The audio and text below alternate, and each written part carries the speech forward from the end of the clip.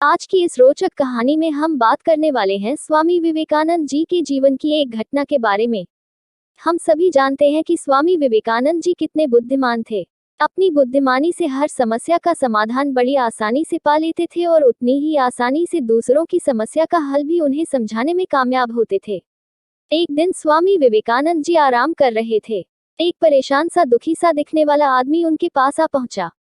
Ward में जैसे ही स्वामी जी के पास पहुंचा, उनके पैरों में गिर पड़ा और रोने लगा। स्वामी जी ने उसे उठाया, उसे चुप कराया और फिर उसे उसकी परेशानी के बारे में पूछा। आदमी बोला, स्वामी जी, मैंने जीवन में बहुत कड़ी मेहनत की है। मैं हर काम बड़ी ईमानदारी से करता हूँ, लेकिन पता नहीं क्यों आज तक मैं अपने जीवन में कभी उस उच्चतम सफलता तक नहीं पहुँच पाया हूँ जिसका मैं हकदार हूँ। स्वामी जी ने उस आदमी की परेशानी तो सुन ली, लेकिन उसको उसका समाधान बताने के बजाय वो उस आदमी से बोले, वह सब ठीक है, लेकिन पहले तुम मेरा एक काम करो।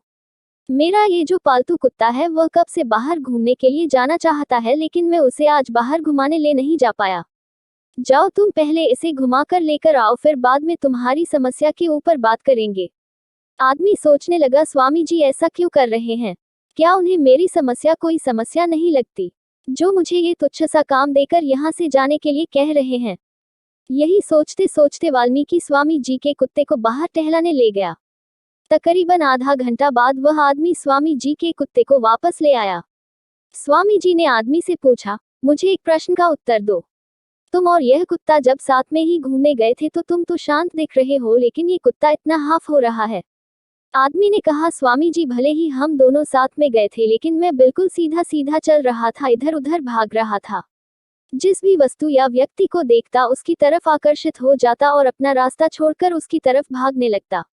बस यही कारण है कि मैं नहीं थका और यह इतनी बुरी तरह थक गया और हांफने लगा। आदमी का जवाब सुनकर स्वामी जी उसकी तरफ देखकर मुस्कुराए और बोले, तुम्हारी समस्या यही है। तुम अपने लक्ष्य की तरफ आगे बढ़ते तो, लेकिन बीच बीच में तुम्हारा ध्यान भटक जाता है। कुछ समय के लिए तुम अपने लक्ष्य को भूलकर कुछ और करने लगते हो या फिर अपना लक्ष्य ही बदल देते हो।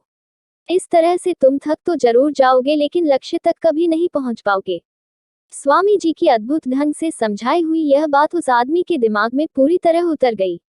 उसने स्वामी जी को धन्यवाद दिया और बोला कि स्वामी जी, अब मैं समझ चुका हूँ कि मुझे अपने लक्ष्य पर किसी भी हालत में ध्यान केंद्रित करके रखना है और तब तक नहीं रुकना जब तक मैं उसे हासिल ना कर लूँ। आपने भी महसूस किया होगा कि आप ही अपने लक्ष्य से कितनी बार डगमगा जाते हैं। आप कुछ पढ़ने की शुरुआत करते हैं ये सोचकर कि आज मैं 5 चैप्टर पढ़ लूंगा, लेकिन 1 या 2 चैप्टर पढ़ते पढ़ते ही आप अपना रास्ता भटक जाते हैं। आपको नींद आने लगती है या आपको बोरियत होने लगती है। आप सोचते हैं, मैं किसी स्किल को सीखने के लिए हर दिन कुछ घंटे मेहनत करूंगा, लेकिन कुछ दिनों में ही आप उस स्किल को सीखना ही बंद कर देते हैं। अब आप ही बताएं, जब आप आखिरी दम तक पूरी जान लगाकर किसी वस्तु को सीखने की या पाने की कोशिश नहीं करेंगे तो क्या आपको मनचाही सफलता मिलेगी? क्या आप अपने लक्ष्य तक पहुंच पाएंगे?